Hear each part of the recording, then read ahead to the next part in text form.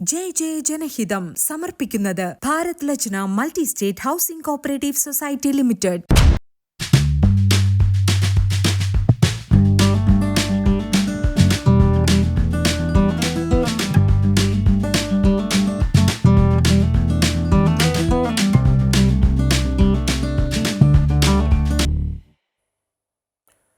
സംസ്ഥാനത്ത് ഏറ്റവും വാശിയേറിയ മത്സരം നടക്കുന്ന മണ്ഡലങ്ങളാണ് മധ്യ കേരളത്തിൽ ഉൾപ്പെടുന്നത്. തൃശ്ശൂരിനൊപ്പം കോട്ടയം, ആലപ്പുഴ, ആലത്തൂർ മണ്ഡലങ്ങളാണ് സ്റ്റാർ പോരാട്ടം നടക്കുന്ന മധ്യ കേരളത്തിലെ ലോക്സഭാ മണ്ഡലങ്ങൾ.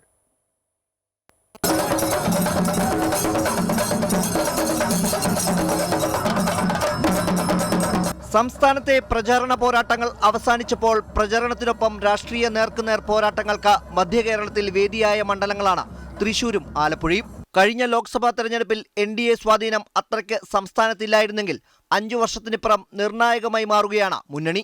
UDF-ൽ K മുരളീധരനും LDF-ൽ VS സുനിൽകുമാറും BJP-യിൽ സുരേഷ് ഗോപിയും ശക്തമായ ത്രികോണ മത്സരമാണ് തൃശൂർ മണ്ഡലത്തിൽ നടത്തുന്നത്.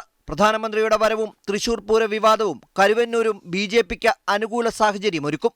ആലപ്പുഴയിൽ മണ്ഡലം തിരിച്ചുപിടിക്കാൻ കോൺഗ്രസ് സംഘടനാ സെക്രട്ടറി KC വേണുഗോപാൽ MM ആരിഫിനെതിരെ രംഗത്തു വന്നപ്പോൾ BJP സ്ഥാനാർത്ഥിയായി ശോഭാ സുരേന്ദ്രൻ എത്തിയത് ഇവിടെയും മത്സരം ശക്തമാക്കി. രാഹുൽ ഗാന്ധിക്കെതിരായ AM ആരിഫിന്റെ പരാമർശവും ശോഭാ സുരേന്ദ്രനെതിരെ ദല്ലാൽ നന്ദകുമാർ ഉയർത്തിയ ആരോപണങ്ങളും പ്രത്യാരോപണവും അവസാന മണിക്കൂറിൽ ആലപ്പുഴയിൽ ചർച്ചാ വിഷയമാണ്. കേരള കോൺഗ്രസുകളുടെ മത്സരം നടക്കുന്ന കോട്ടയത്ത് NDA സ്ഥാനാർത്ഥി തുഷാർ വെള്ളാപ്പള്ളിയെ നിയോഗിച്ചത് ഈഴവ വോട്ടുകൾക്ക് സ്വാധീനമുള്ള മണ്ഡലത്തിലെ ഫലം നിർണായകമാക്കും. മലയോര മണ്ഡലമായ ഇടുക്കിയിൽ ഡീൻ കുര്യാക്കോസിനെതിരെ മുൻ MP ജോയിസ് ജോർജിനെ രംഗത്തിറക്കിയുള്ള പരീക്ഷണമാണ് CPM നടത്തുന്നത്.